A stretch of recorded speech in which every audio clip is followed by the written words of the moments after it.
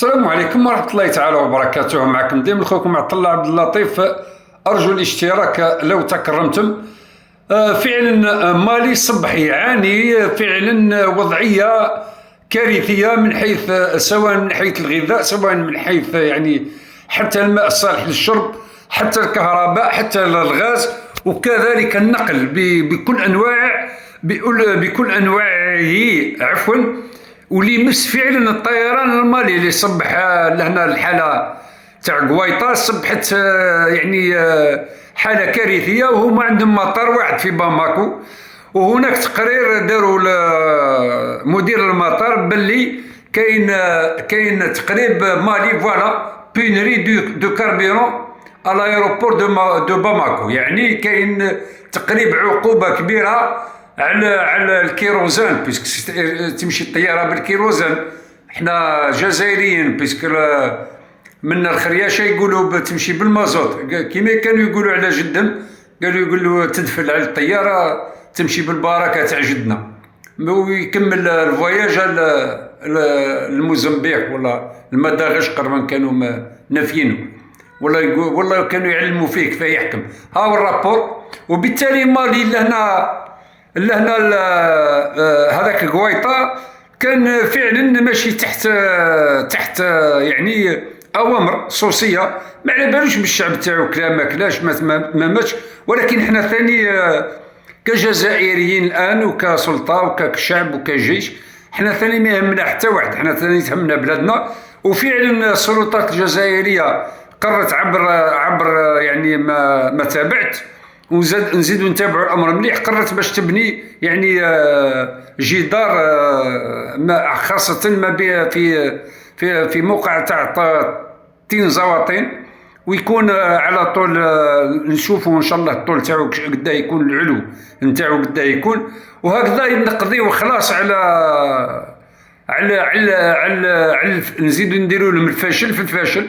ولذلك قلت انا ان شاء الله الجزائر واحد ما يقدر يحاصرها، وواحد ما يقدر يضيق عليها، وواحد ما يقدر يعاقبها، لانه اليوم الجزائر اللي تحب تعاقبوا اللي تحن عليه كيما حنت على النيجر وخو مالي وبوركينا ما حبش تحن، بيسك اليوم سمعت الجزائر للنيجر ما حبش تسمع البوركينا رغم الرجوع نتاع ابراهيم تراوري.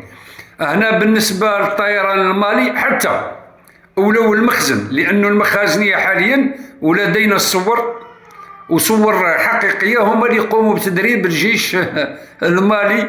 والله يا خوتي تشوفوا كيف يدربوا فيهم المسلوخه تعذب في المسلوخه، المسلوخه تعذب في المسلوخه اللي كيفها، يعني لا هذوك متدربين ولا الاخرين راح يتدربوا، باينين باللي المخازنيه كون ما يدخلوش معاهم الصوص والله يعني قوه الحمايه كيما خيرنسا اللي ما قادراش تتنازل، لانه المصالح نتاعها، لانه شاريه المغرب خلاص. المروك سي سيونيست، يعني سي صوص يمشي بالاوامر تاع الصوص وينفذ، ما فيهاش تمسخير.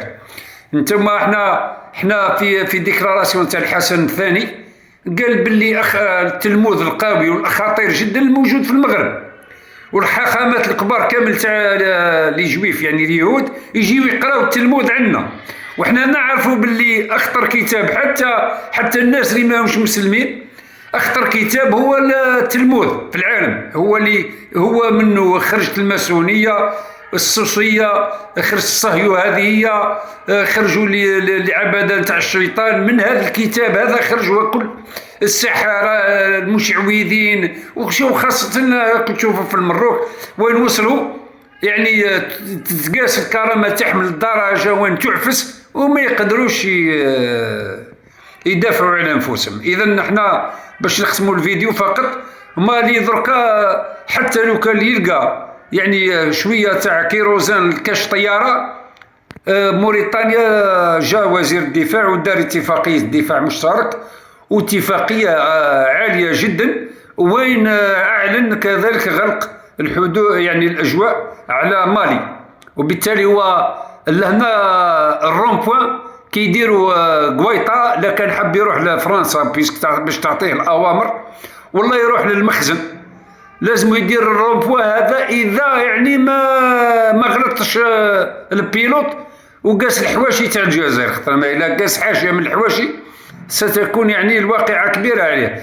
وبالتالي انا ما نظنش لكان هناك مالي في وسعها والله عندها طائرات تمكن من يعني يعني سلك كل ذلك الطريق الجوبي ولا العبور الجوبي. الرومبوان بيسك السينيغال سي بون ما يقدرش يعدي، يعني يخرج على المحيط ولا على البحر الابيض المتوسط ومش في المياه الاقليميه ويعاود يدور من تحت على حتى النيجر ما يقدرش يعطيه بيسك الحمايه تاع الاجواء تصبح من طرف الجزائر. والنيجر دار الاتفاقيه العسكريه مع الجزائر والاتفاقيه الاقتصاديه وكذلك الاتفاقيه حتى السياسيه. ولا هنا باش يدير الاسكان في موريتانيا خلاص تقفلت عليه الاجواء، اليوم تم الاتفاق المشترك، وبالتالي باش يوصل للمخزن ما نظنش لكان راح يطير خلاص درك باي طياره من باماكو وحصل الحصله تاع رقبته.